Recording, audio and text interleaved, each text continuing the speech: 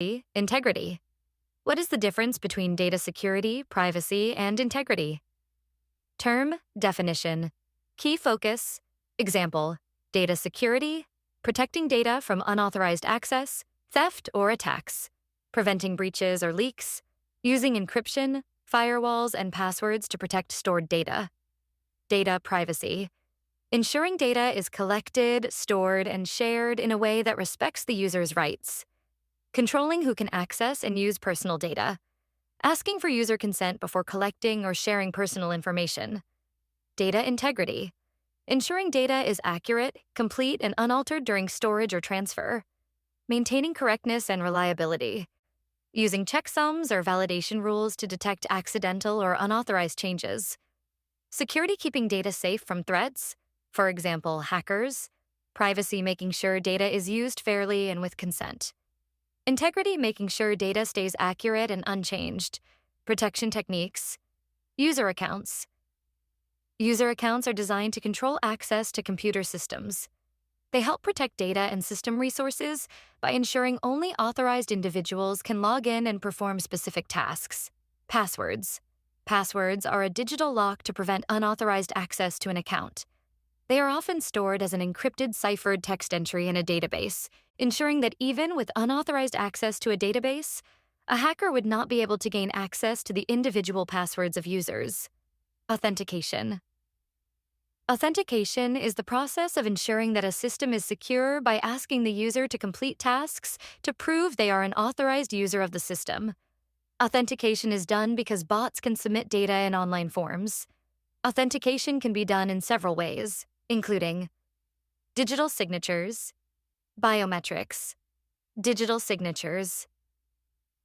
A digital signature is a secure way to prove that a digital message or document was sent by a specific person and that it has not been altered. It acts like a digital stamp of approval, confirming who sent the data, authentication, that the data hasn't been changed, integrity, biometrics. Biometrics are an individual's personal characteristics used to identify them, such as fingerprints, iris, retina scans, eyes. Voice recognition. Biometrics provide a very secure method of confirming a user's identity before allowing access permission to a computer system. Biometric measures are often used on mobile devices to provide secure access. Firewall. A firewall is a barrier between a network and the internet. A firewall prevents unwanted traffic from entering a network by filtering requests to ensure they are legitimate. It can be both hardware and software, and they are often used together to provide stronger security to a network. Hardware firewalls will protect the whole network and prevent unauthorized traffic. Software firewalls will protect the individual devices on the network, monitoring the data going to and from each computer. Antivirus software. Antivirus software is a term used to describe a combination of different software to prevent computers from being susceptible to viruses and other malicious software. Antivirus scans through email attachments, websites, and downloaded files to search for issues. Antivirus software has a list of known malware signatures to block immediately if they try to access your device in any way. Antivirus will also perform checks for updates to ensure the database of known issues is up to date. Anti-spyware software. Anti-spyware is a type of security software designed to detect, block, and remove spyware from a computer system. Spyware is a type of malicious software, malware, that secretly gathers information about a user without their knowledge.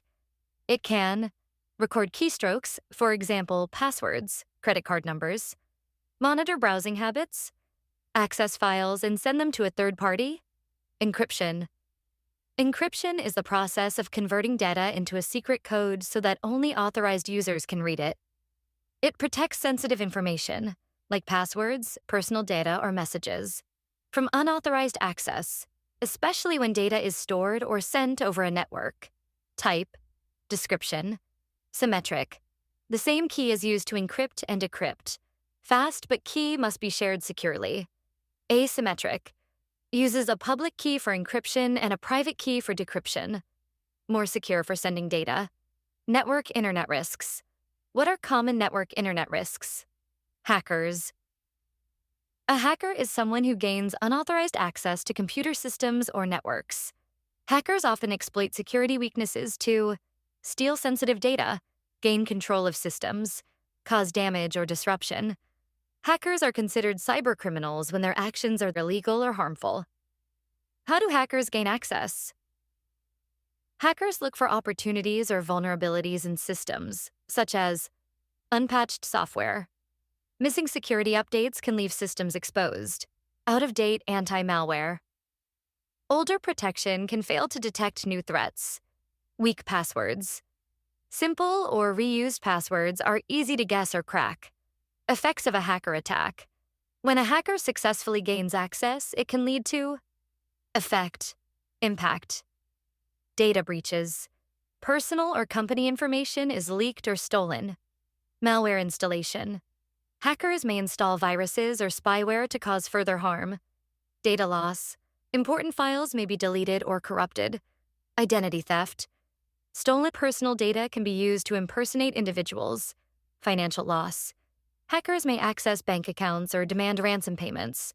How can hacking be prevented? There are several methods to reduce the risk of being targeted by hackers. Use strong passwords that are long and hard to guess.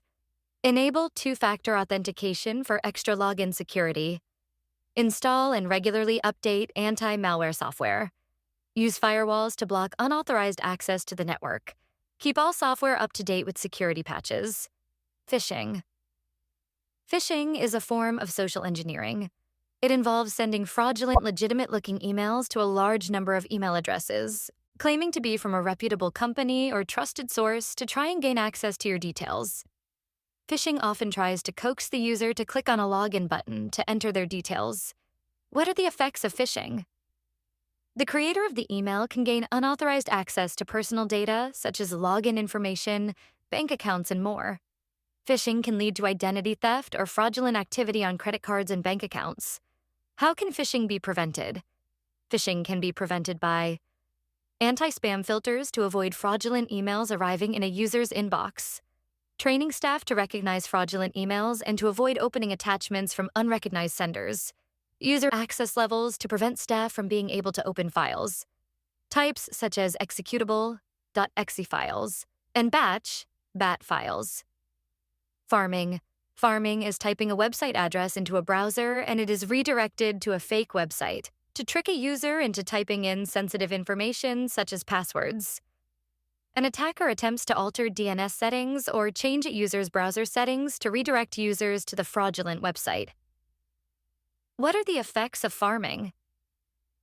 The creator of the malicious content can gain unauthorized access to personal data such as login information, bank accounts, and more. Farming can lead to identity theft or fraudulent activity on credit cards and bank accounts. How can farming be prevented?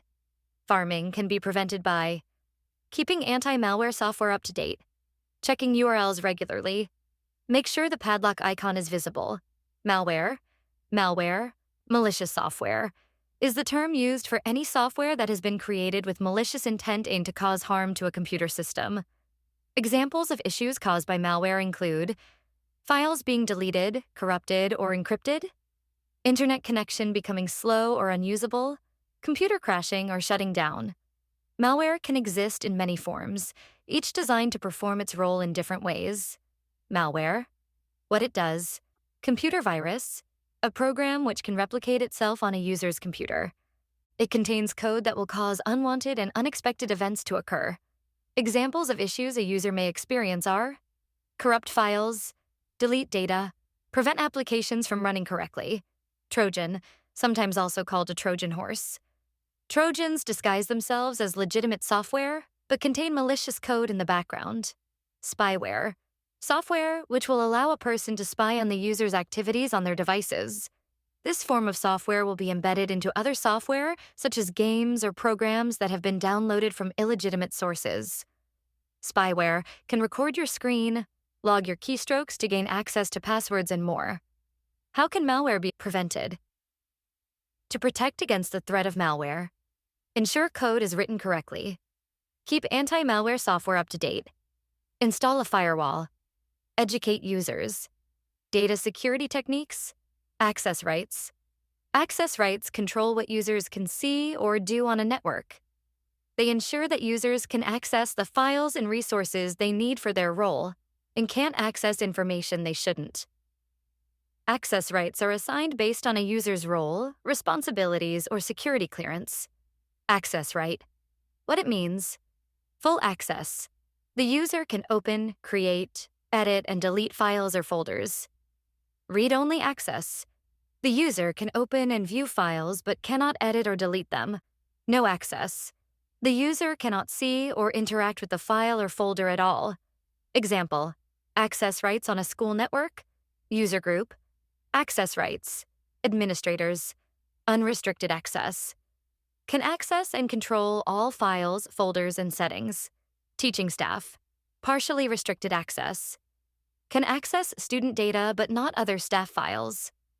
Students, restricted access. Can only access their own files and folders. Users can be grouped, for example, Year 11, staff, admin, and given access rights as a group. Access rights can be assigned to files, folders, or whole systems. This helps protect confidential data, improves network security, and supports efficient collaboration. Encryption. Encryption is a method of scrambling data before being transmitted across a network in order to protect the contents from unauthorized access. While encryption is important on both wired and wireless networks, it's even more critical on wireless networks due to the data being transmitted over radio waves, making it easy to intercept. How is wireless data encrypted? Wireless networks are identified by a Service Set Identifier, SSID, which, along with a password, is used to create a master key. When devices connect to the same wireless network using the SSID and password, they are given a copy of the master key. The master key is used to encrypt data into ciphertext before being transmitted. The receiver uses the same master key to decrypt the ciphertext back to plain text. To guarantee the security of data, the master key is never transmitted. Without it, any intercepted data is rendered useless.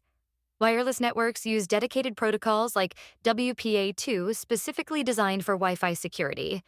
How is wired data encrypted? Wired networks are encrypted in a very similar way to a wireless network, using a master key to encrypt data and the same key to decrypt data. Encryption on a wired network differs slightly, as it is often left to individual applications to decide how encryption is used, for example, HTTPS.